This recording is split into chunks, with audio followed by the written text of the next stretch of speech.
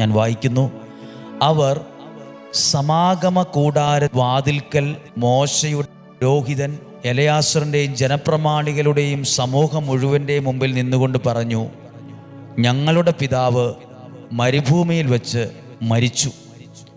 അവർ കോറഹിനോടൊത്ത് കർത്താവിനെതിരായി ഒന്നിച്ചവരുടെ കൂട്ടത്തിൽ ഇല്ലായിരുന്നു.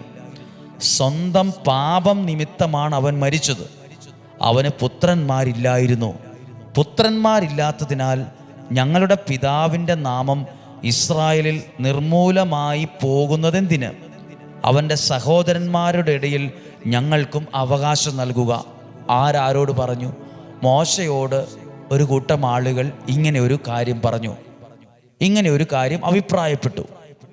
ഞങ്ങൾക്കും അവകാശം വേണം, അല്ലെങ്കിൽ ഞങ്ങളുടെ പേര് നിർമൂലമായി പോകും, ഇല്ലാതായി പോകും, അവകാശം വേണമെന്ന് പറഞ്ഞു.